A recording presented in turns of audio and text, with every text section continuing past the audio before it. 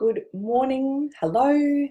Welcome everyone to day 2 of this free course, 3 practical ways to boost your self-confidence. So if you haven't watched yesterday, I really do suggest that you go back and watch day 1.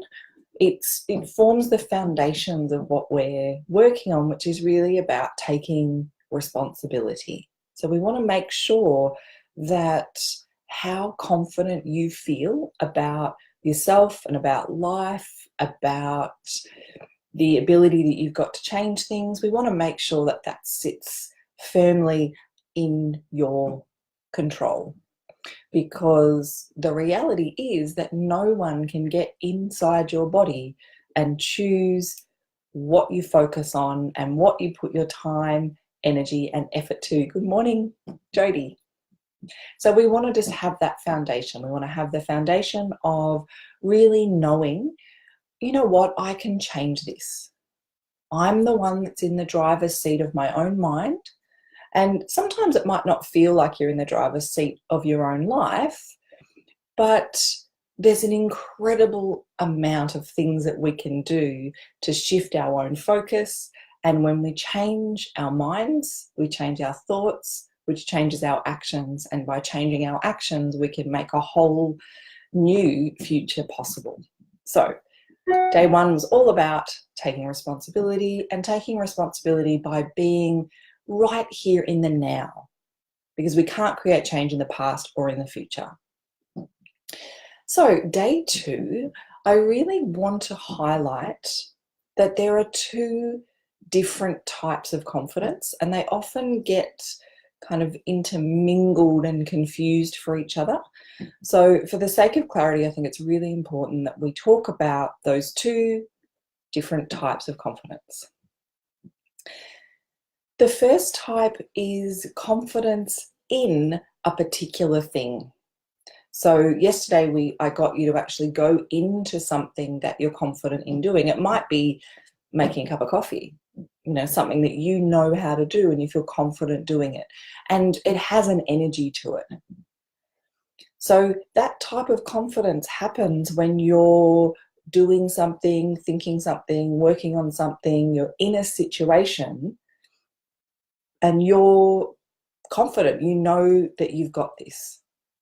So even someone with not a lot of confidence and self-esteem, you can acknowledge that you know how to put a piece, put a bit of bread in the toaster or tie your shoelaces. So anything that you can do that you're confident in, it's that kind of confidence. So confidence in our ability to be competent, to perform, perhaps even to excel if there's an area of your life that you just feel really confident in. The other type of confidence is confidence in our ability to learn something. So we don't already know how to do it, but confidence in our ability to learn. So let me give you an example from my life experience. I was in a situation in a course and we were learning about sacred geometry, the energy of shapes. And at that particular point of time in my life, I had this idea about myself and maths and numbers, which wasn't that confident, I've got this, I know what I'm doing kind of energy. And so as soon as the person teaching started drawing up shapes, talking about angles, hi Gail, oh hi Janine. As soon as the person started talking about shapes and numbers and things like that, this lack of confidence kicked in. So I was just like, I don't get it, blah, blah, blah. I had all this really unhelpful internal dialogue, and I was basically completely unable to absorb the lessons because I'd pre-decided that I didn't know what I was doing. So that demonstrates a lack of confidence in my ability to learn this particular thing. So can you see the difference? One is if I was a maths whiz, I would be learning a new different types of something that felt like maths, and I'd be going, okay, I'm confident in my ability to learn, or I'm confident in this skill. So these are the two different types of confidence. One is confidence in your ability to do something. Hi, Iesha. And the other one is confidence in your ability to learn to do something. They're totally different. Now, when we are in a situation that's new to us, we really need to understand the difference between these two types. So when you're presented with something new, I'll use my maths example again, it doesn't mean, like learning sacred geometry, it doesn't mean that I have to be confident that I already know sacred geometry. It's not going to be that way for anyone who's new to a topic. The type of confidence that I needed, or the kind of, I was basically comparing myself to people that already knew what they were doing and considering myself lacking. And of course I was lacking because I didn't know what I didn't know. Now, none of us know what we don't know. Every single one of you, hi Melanie, every single one of you on this free course has got skills that I wouldn't know how to do. And if I was coming over to your place, you'd have to show me how. And then with time, energy, effort, and practice, I could learn. And I might have some skills that you don't have, but with time, energy, focus, practice, we could learn. So what I see a lot of the time when people struggle with self-confidence, they're comparing themselves with someone else's end result of a lot of time, energy, and practice. Do you do this? Do you look at something? You might be new in business and you look at someone that's been in business for 20 years and you go, oh, I just don't have that confidence. Or you might be a new parent and you look at someone who's got, they're on their fourth baby and you just go, oh, I'm just not that confident that I know what I'm doing. But you're not comparing yourself to them when they had their first baby and they also didn't know what they were doing. Good morning, Heather. So confidence in our ability to actually do something.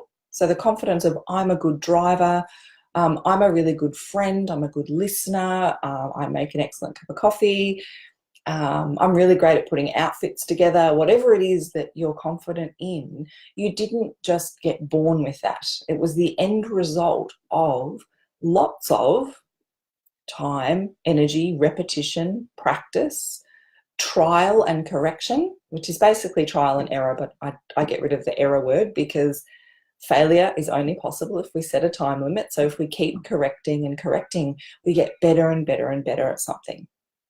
So really make sure when you are feeling not confident, so many people that don't feel confident are comparing themselves to someone outside of them who in this particular arena of life has actually just got more experience than you. And if you were able to get a full readout of all the parts of their life and they were able to get a full readout of all the parts of your life, there'd be things that you knew how to do and were confident in doing and were so unconsciously competent that you didn't even really consider it a skill. And there's things that they're good at doing because they've put time, energy, and focus into that.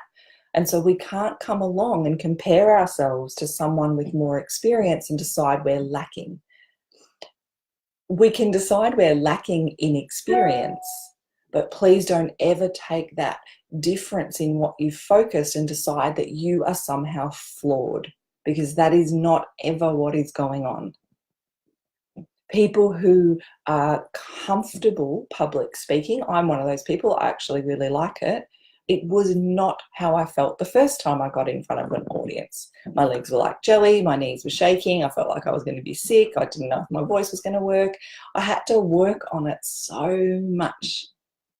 The first time I did a live video, like I practiced at home using a thing on my computer. No one would ever see those files. Like I would trip over my own words. I would be, I'd be embarrassed just even though I knew it was only me and no one would ever see it. Just kind of feeling silly in my own skin. But I don't feel that way at all anymore. But it's not because I was born this kind of innately confident person that can just show up and talk to people. It's just put in lots of practice. That's all. And I'm just giving you examples because obviously in this context, it's not, I'll just check through and make sure there's no questions. Oh, hi, Ben. It's not as interactive as a workshop, although you're welcome to ask me questions if you like. So I'm just using my examples. Anything that you see someone doing and you look at it and you go, I want that kind of confidence, that kind of Meg Ryan, I want what she's having. If you want that kind of confidence, just really try and name the skill. What is it that they've got? Is it confidence to go up and speak to a group of people that they don't know? Is it confidence to ask for a raise at work or ask for a change in circumstances? Is it confidence to say to their partner, look, I'm feeling really unfulfilled. I know you love me, but there's this gap and I'm not feeling it and I really need you to. Duh. Any of those things, they're life skills. And no one is born knowing how to do them unless they've had,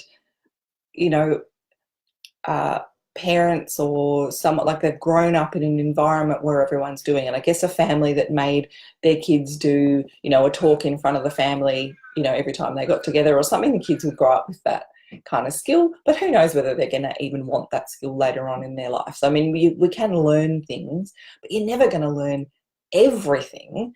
Otherwise, kind of what's the point? Life's about learning and about growth. And if you're an active human being, you're going to be out in the world seeing things that you'd like to do. And when you first come across them, you're not going to know how to do them. So you cannot feel confident in a skill that you don't have.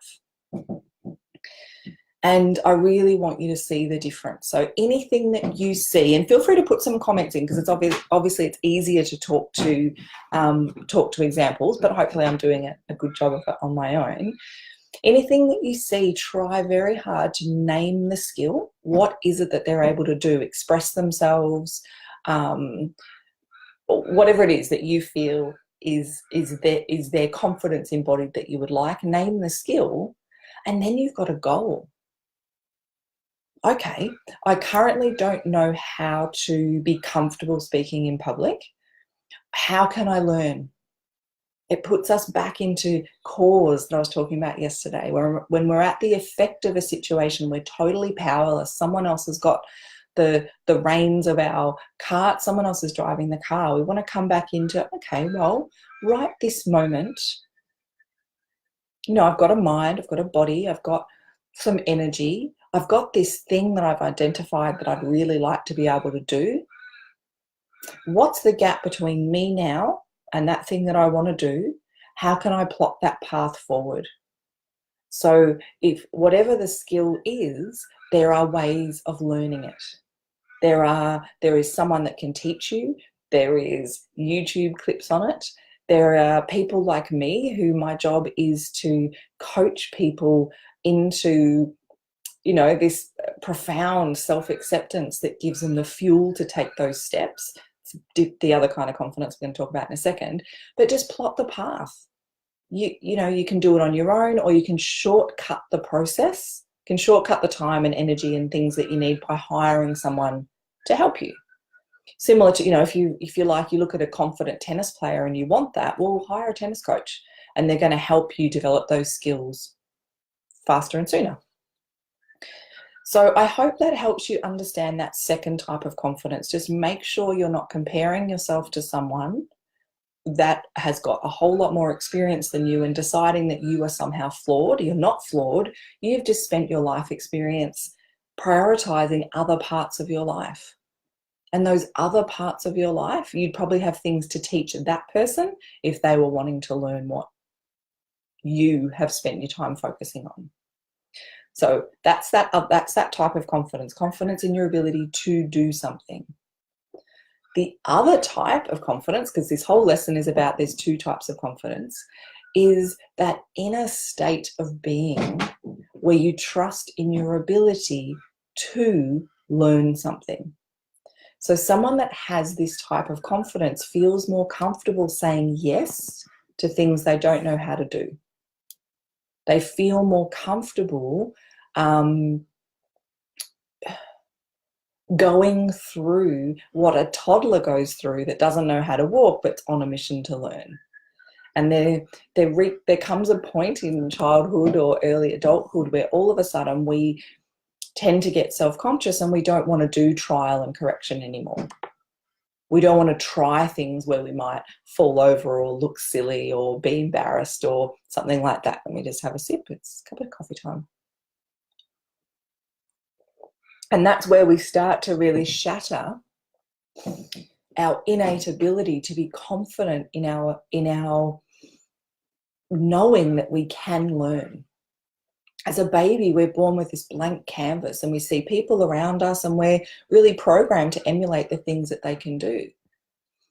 You know, toddlers don't get embarrassed about falling over. They're so excited that they took a couple of steps, and usually in a loving family, so is everyone else.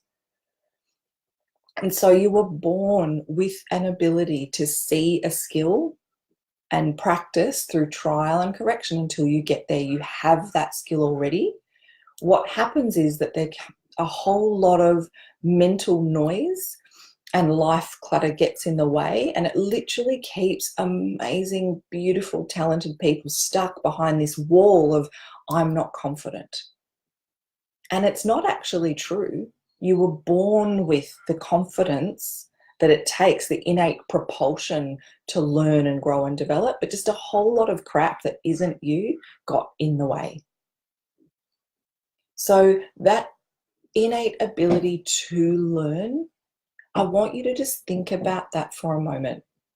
I talked about it yesterday. I'm kind of talking about it today. And so it's actually just really important to remember everything that you do in your life, even the mind that you're using to process what I'm saying and make sense of it and have your own thoughts, are things you've learned. This language, English, that we're communicating in, you learned that by listening to the people around you.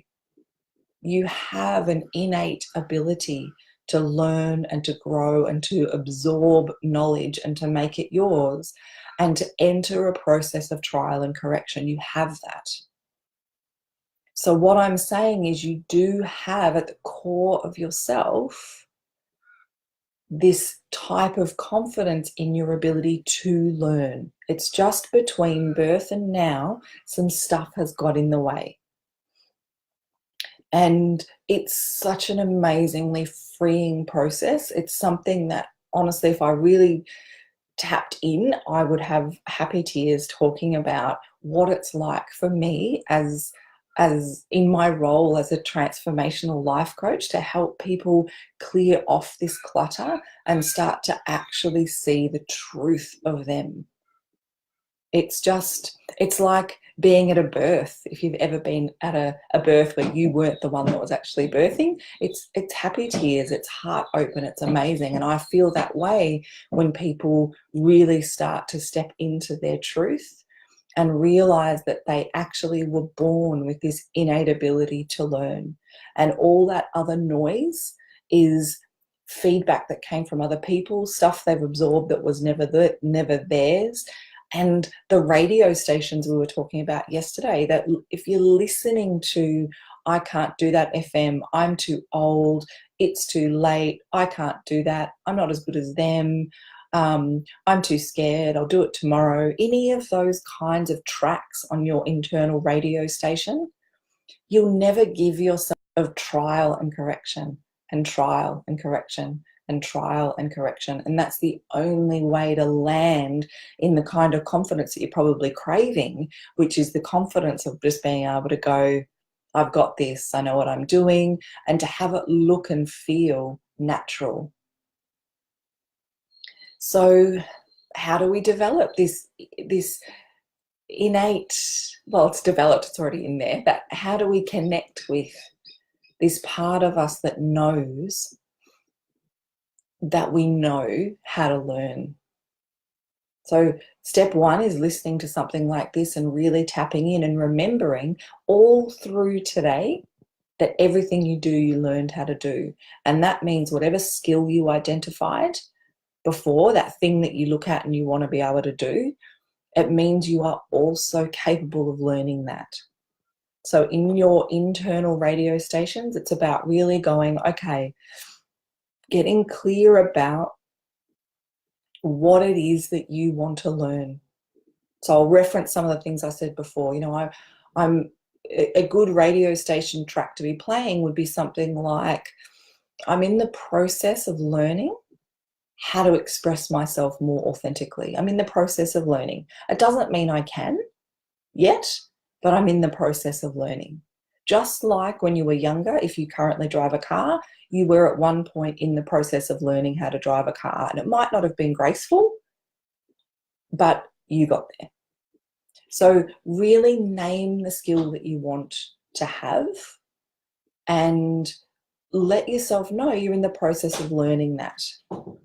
One of the ways that we can just make sure we fail is to have 25 things that you're in the process of learning and giving none of them enough time, energy, and focus.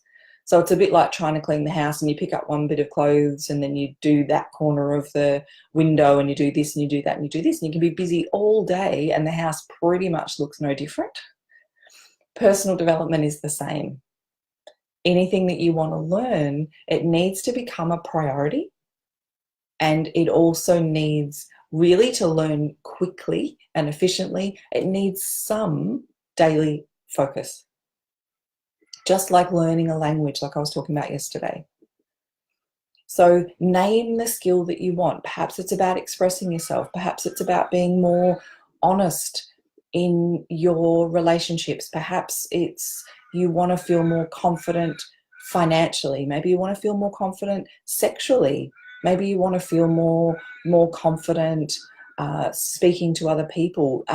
Maybe you want to learn how to make friends because you're in a bit of a drought in that department in your life. It can be all kinds of things. Just name the skill and start playing the track inside your mind that goes something like, I've decided that I want to learn this, and just like I've learned everything else, I know that with the process of trial and correction, if I give this a bit of my energy and focus, I'm going to get better and better and better. It doesn't mean you know what to do. It means you're willing to try things. Try things and see how they work. Try things and see if it's like, oh my goodness, that was a bomb. But you go, okay, cool. Well, I tried something, it didn't work. Was there any part of it that worked? What will I keep? What will I tweak? What will I ditch? What can I try tomorrow? And in doing this in your adult life, just like you did when you were a child, you develop skills. Not everything works. It doesn't mean you're flawed. It just means that not everything works. Think about some of the dishes that we eat and the amount of people all over the world that would have put ingredients together that were bloody awful until we learned, oh, that goes with that. Like, they're not failures. They're just people that were on the leading edge of change and were willing to try something. Or perhaps they were driven by desperation and there was only those two ingredients, there, and that's how it came to be.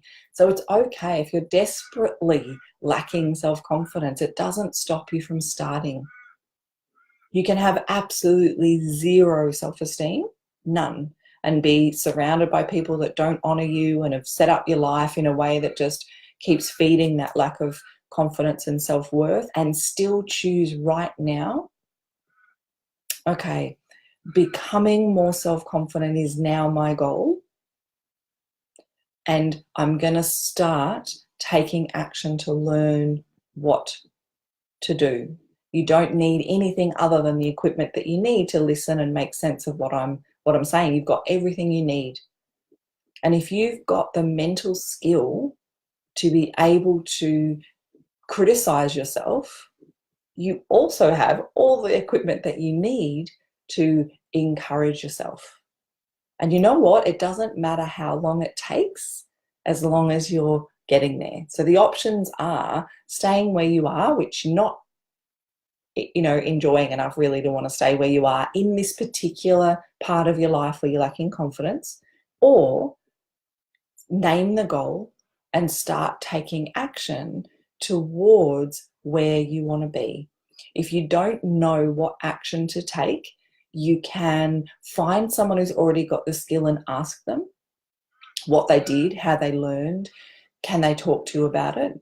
You can, depending on, so we're talking about a wide range of things, you can Google it, you can find a coach that can help you with that particular thing if it's a physical, practical skill.